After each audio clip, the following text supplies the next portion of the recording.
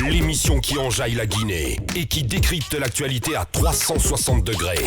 Les grandes gueules. C'est aussi sur Sweet FM Guinée, tous les jours du lundi au vendredi à 18h sur la radio It's Only It. Cette émission via Espace TV. Merci à vous tous qui nous rejoignez maintenant, mesdames et messieurs. À la une, les opposants à une nouvelle constitution qui offrirait donc la possibilité au président Condé de s'octroyer un mandat de plus à la tête de la Guinée se mobilisaient donc hier à nouveau à Conakry et dans certaines villes du pays. Ils n'entendent guère relâcher donc la pression tant que soutiennent-ils le camp présidentiel n'aura pas renoncé à son projet de changement constitutionnel. Dans l'ensemble, la marche d'hier qui a enregistré donc le retour de leaders de la coordination du FNDC et qui viennent de passer donc plus d'un mois en prison et qui sont toujours en proie à des ennuis judiciaires, s'est déroulé sans aucun incident. Nous essayons de comprendre ce matin avec notre invité exceptionnel, c'est bien sûr monsieur Badra Koné, président du Conseil national des jeunes de l'UFR, vice-maire de la commune de Matam plutôt. Il nous rejoindra un peu plus tard dans cette émission. Quelques réactions des auditeurs, évidemment, avec notre ami Souleymane Konaté qui nous écrit évidemment sur le 657 39 13 13. Bonjour les grandes gueules. Souleymane Konaté, depuis Dubreka. Quand tu vois comment l'argent public est volé en toute quiétude sous Alpha Condé, tu comprends aisément que le refus de payer les impôts, les vignettes, les factures d'eau et d'électricité est une obligation de justice sociale. L'électricité n'est certes pas la solution miracle pour le développement de la Guinée. Elle peut néanmoins contribuer donc à créer des emplois décents pour la jeunesse du pays. Hélas, ce secteur est devenu le centre de la gabégie de la corruption. Au peuple martyr de Guinée, restons mobilisés et vigilants pour la République. Souleymane Konaté qui nous envoie ce message. On reste toujours dans le sillage sur Twitter avec les auditeurs très nombreux évidemment à réagir aussi de ce côté. Le temps pour notre réalisateur nous afficher pourquoi pas notre plateforme le 657 39 13 13. On va y aller avec cette autre réaction évidemment qui nous parvient à l'instant T. Et voilà, sur le 657 39 13 13. Bonjour les grandes gueules. Voilà, allez, on va y aller sur le terrain. Mais signale donc notre réalisateur Prince Diallo. Et c'est le président de l'UFR qui est à l'antenne évidemment. Monsieur Sida Touré, bonjour. Le président de l'UFR, c'est l'ancien Premier ministre qui a entré en ligne. Bien.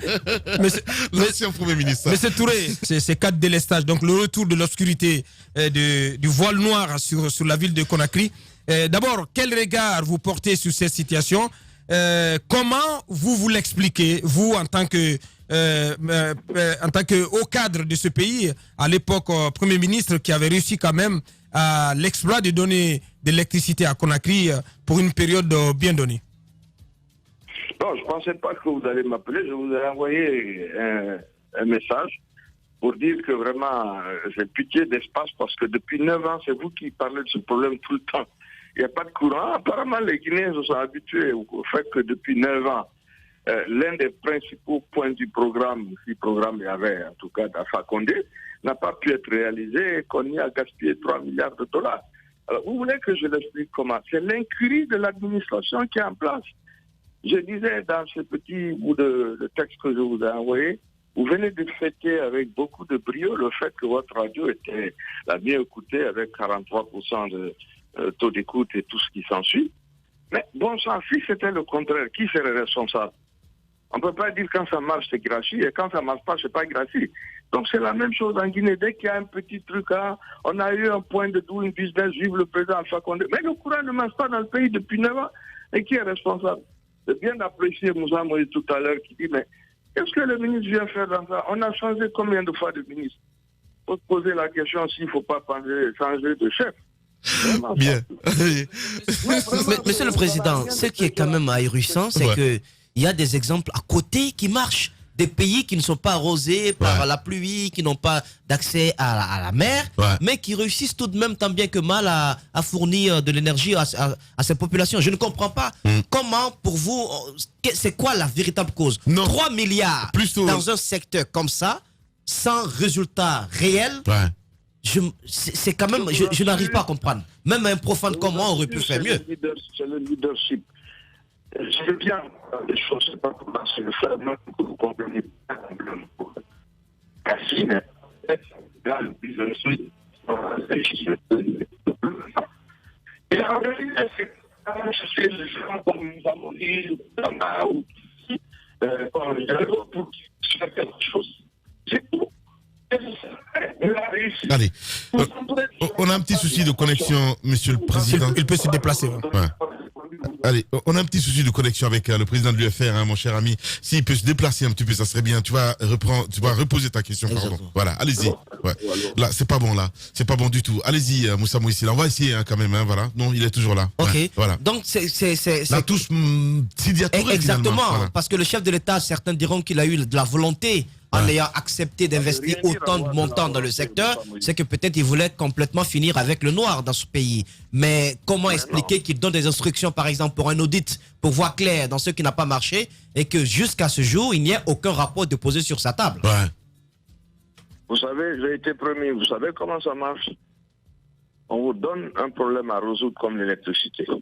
Vous avez une administration, vous avez un gouvernement, le président dit, voilà ce que nous allons faire. Et en général, il y a une proposition de dossier qui est étudiée, qui passe par les administrations, qui arrive en conseil interministériel et sur lequel la décision est prise en conseil des ministres. Mais c'est organisé, ce n'est pas des contrats qu'on donne à des amis en passant. Si vous-même vous mélangez le problème avant qu'il n'arrive au gouvernement, vous voulez qu'on en fasse quoi?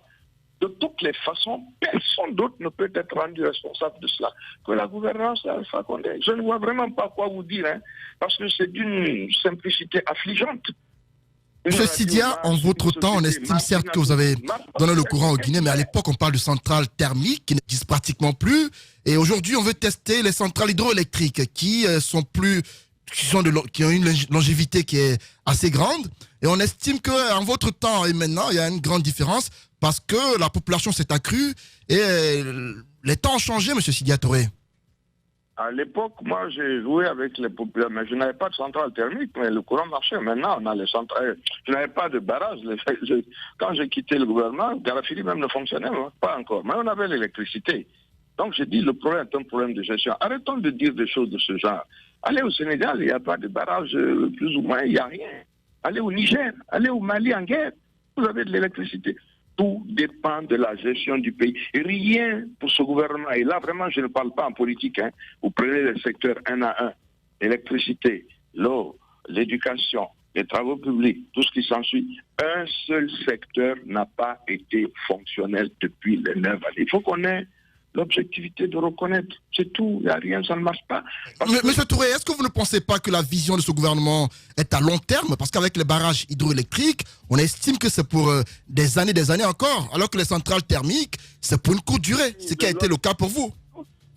Quand vous êtes sur 10 ans, vous êtes déjà dans le long terme. Depuis 10 ans, vous devez avoir le courant. Vous ne trouvez pas que le long terme est déjà épuisé là? Il y a Soapiti qui est en cours de construction. Quand l'État est fini et Soapiti, quand l'État réuni, ça fait beaucoup de mégawatts, M. Sidia Touré. Les deux barrages réunis, on estime que la Guinée pourrait avoir le courant sur 100 ans. Si ça n'arrive pas dans les usines, si ça n'arrive pas dans les maisons, si ça n'arrive pas dans les rues, c'est des intentions. Le chemin de l'enfer est pavé de bonnes intentions. On peut avoir des barrages à construire ou en construction, mais depuis 10 ans, attendez là, on a fini le long terme. Bien. Si M. Sidia Touré était président de la République, qu'allez-vous faire et quelle approche de solution pour sortir la Guinée du noir? Qu'allez-vous proposer aux Guinéens? Qu'allez-vous proposer comme expertise dans le secteur pour quand même permettre à ce pays d'avoir du courant de manière régulière et même de pouvoir peut-être revendre de l'électricité aux pays voisins? Écoutez, soyons sérieux. Revenons au basique. Mettez les gens qu'il faut. Mais quand je dis les gens qu'il faut, ça commence par le chef de l'État lui-même. Il faut que ça soit très sérieux. C'est le chef d'entreprise qui fait marcher l'entreprise. Ce n'est pas uniquement parce que tu as un bon ingénieur, s'il ne sait pas ce qu'il fait, ça ne peut pas aller. Nous avons eu un contrat, par exemple, pour donner de l'électricité à Mandiana, Kankan, Kerouani, Zérekore, jusqu'à Lola, Yomu, tout ça, on a refusé de le faire. Ça coûtait 42 millions de dollars. Et toutes ces zones-là avaient de l'électricité 24 heures sur 24. Voilà le genre de bêtises qu'on ne fait pas dans un pays, parce que nous-mêmes, on construit des barrages pour les vendre au Sénégal. Donc, prendre de l'électricité à côté, ça ne veut rien dire. On a besoin que les populations aient de l'électricité. Pour le lait, c'est une question de gestion. J'ai rien à dire de plus. on peut, avec des centrales thermiques, donner de l'électricité à Conakry sans aucun problème. Mais encore faut-il que ce soit géré. C'est bien, M. Sidia. On comprend, c'est un problème de gestion. La critique, elle est bonne, mais M. Sidia, vous avez été auprès du chef de l'État en tant que son haut représentant. Est-ce que vous avez donné des conseils dans ce sens? À quoi ça servit finalement? J'ai proposé l'électrification de tout le côté est de la Guinée. On a obtenu l'accord de la Côte d'Ivoire et que le gouvernement a refusé de le mettre en pratique. Qu'est-ce que vous voulez que je fasse? C'est aussi simple. Par rapport aux centrales, justement, on sait qu'aujourd'hui l'État est assez présent. Il y a certaines langues qui disent au moins qu'on peut peut-être aller vers la privatisation. Aujourd'hui, on est dans une collaboration qui ne permet pas à ce qu'il y ait de la transparence. Est-ce que l'option privatisation finalement serait la bonne? S'il n'y a pas la transparence comme vous avez dit, même si vous privatisez ça Énergie électrique de France ou tout ce que vous voulez, ou bien à Hydro-Québec, ça ne fonctionnera pas. C'est aussi simple que ça. Moi, je crois que vous faites un débat en bas, vous ne posez pas les vraies questions. Qui dirige toute cette affaire? Qui fait que ça ne fonctionne pas? Et puis pourquoi nous sommes là depuis 9 ans en train de parler du même problème qui n'a pas de solution? Il faut en tirer les conséquences, bon sang. Et c'est pas uniquement de l'électricité. Bon sang, moi je sais pas. Ouais. Un mot de l'actualité politique, M. Sidia Touré. Il y a le dialogue qui est censé reprendre aujourd'hui. Le premier round a déjà eu lieu. Les représentants de l'opposition y ont pris part. Beaucoup dans l'opinion ne comprennent pas. Comment avez-vous accepté d'aller à ce dialogue après plus de 20 morts? Après plus de 20 morts, et de quoi il est question au menu de ces dialogues? Et un mot sur le processus d'enrôlement des électeurs, le processus en cours d'enrôlement des électeurs. Vous savez bien que ça ne marche pas, mais parlons du comité de suivi. Ce n'est pas un dialogue. Nous avions promis aux ambassadeurs occidentaux que si nos amis du FNDC étaient libérés, nous accepterions d'aller sur la table pour poser nos revendications. Nous l'avons fait la fois dernière. Nous le faisons ce mercredi, effectivement, pour parler notamment du processus d'enrôlement qui, comme vous le savez, est pratiquement arrêté un peu partout. Parce que les machines sont en panne, parce qu'il manque de récépissés, parce que les opérateurs ne sont pas payés et qu'ils sont partis, parce que les groupes électrogènes ne fonctionnent pas, parce que vous avez 10 000 raisons pour cela, alors que ça a démarré 5 jours avant, après les délais requis. Mais nous sommes aujourd'hui, depuis une semaine, à l'entour de Conakry en Basse-Guinée, beaucoup, je dirais 80% de tout ça ne fonctionne pas. Donc nous allons aujourd'hui, pour poser les vrais problèmes et exiger que le processus soit repris et mis en place. C'est tout. C'est notre... Ce n'est pas un dialogue. Donc, ce problème et puis après, on ira à autre chose. Donc, vous allez exiger une reprise intégrale du processus d'enrôlement et pas une prolongation des délais. Il faut reprendre le processus tel qu'il est. Moi, je n'ai jamais vu un enrôlement et une révision de cette manière depuis que je suis dans le monde politique en Guinée. Je n'ai jamais rien vu de pareil. Tout est arrêté. Vous avez la CENI qui fait comme s'il n'y avait rien du tout. Voilà. Est-ce qu'il n'y a pas un piège, M. Sidia Touré? On sait tous que le gouvernement, quelques ministres sont à l'intérieur du pays pour la sensibilisation et l'opposition est à Conakry pour des manifestations de rue liées à la nouvelle constitution, alors que de l'autre côté, le RPG travaille à l'intérieur. Ouais, il l'a dit ce matin, Jacques Lewalino. Ouais. Écoutez, moi je ne comprends pas. Avant que nous on commence à faire la manifestation d'hier, vous avez oublié qu'Alpha était en campagne en forêt, en Haute-Guinée, à Sigiri, à Cancan et ailleurs. La fois dernière, il y avait des tentatives de manifestation à Boké, donc ça, ce n'est pas du tout le problème uniquement de l'opposition. Mais la réalité, elle est loin de là, c'est que le processus de recensement ne fonctionne pas. En tout cas, dans nos zones, ça n'existe pas. Tout simplement. Tout le monde, nous avons remonté tous les jours les éléments, nous les avons en notre possession, nous les donnerons aujourd'hui au comité de suivi. Ouais. Il y a quelle garantie, justement, il y a quelle garantie que vous soyez entendu au comité de suivi? Vous avez fait, vous avez fait publier une déclaration récemment, une déclaration au compte de l'opposition politique, dans laquelle vous demandiez à l'opposition, à la CENI, de faire arrêter le processus d'enrôlement. La CENI n'a pas obtempéré. La CENI continue de dérouler son agenda avec toutes les difficultés que vous-même vous évoquiez il y a quelques instants. Quelle garantie avez-vous que lorsque vous allez porter la même revendication au niveau du comité de suivi, que vous serez entendu? Non, nous n'attendons pas d'être entendus par la communauté ou par qui que ce soit. Nous posons les problèmes réels, nous les disons, nous les portons à la connaissance des populations guinéennes, et l'opposition plurielle se retrouvera pour décider de ce que nous faisons de cette opération d'ici la fin de la semaine, c'est évident. Voilà. Le président Sidia Touré, en direct ce matin chez les GG. Allez-y, Moussa Moïse. Monsieur le Président, vous promettez la transparence, vous promettez une économie plus saine, complètement débarrassée de tout ce qui est pot de vin rose quand vous serez au pouvoir. Mais en même temps, on vous a pas assez entendu sur ces soupçons de détournement portés par un conseiller communal de l'UFDG contre le maire de Matam, issu, bien entendu, de votre parti politique. Qu'est-ce que vous en savez? Et est-ce qu'à l'interne, il y a eu quelques petites mesures? Les gens le vice-président du parti a rencontré tout ce monde-là. Si quelqu'un porte, disons, comme vous dites, il y a eu des soupçons. Hein, et ça fait 1 an à peine que les mairies sont installées dans les conditions que nous savons. Nous aviserons dès qu'il y aura une preuve de quoi que ce soit. Ça, vous pouvez compter sur moi. Voilà. Merci beaucoup, Monsieur le Président, et surtout bonne journée. Voilà. En attendant, vraiment, moi, je voudrais vraiment vous plaindre. Je dis, Yako, comme on dit en Côte d'Ivoire, vraiment, Yako, Espace FM, tous les jours, vous parlez de la même chose. Bon sang, si la radio marchait comme ça, tous les jours, on vient dire, la radio marche pas. Pendant ce temps qu'Irachi est en promenade en Turquie et autres, ce serait pas mal.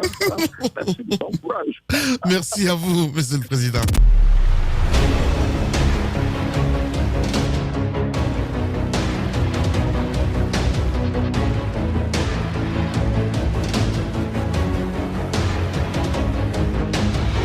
Deuxième partie, nous parlerons politique évidemment avec le jeune Badara Koné. Et lui, il est de l'UFR évidemment, il faut le dire, vice-président du Conseil national des jeunes de l'UFR, vice-maire donc de la commune de Matam. Il sera avec nous dans la deuxième partie de cette émission. Et puis, nous irons aussi au ministère des Mines ce matin, mesdames et messieurs, entre autres avec cette affaire. On vous l'a dit hier, Moussa Moïse reviendra en long et en large évidemment. Et puis, on parlera d'autres sujets pour votre plaisir. Le temps d'une pause, on revient dans la deuxième partie de l'émission avec vos réactions évidemment, d'ailleurs très nombreux à nous écrire avec les auditeurs. Voilà, on va essayer de faire lecture de quelques messages avant de partir avec la pause, si bien.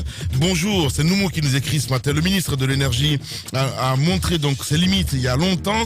Après les sorciers, il s'en prend maintenant à la trésorerie de DDG. Il doit partir sans condition.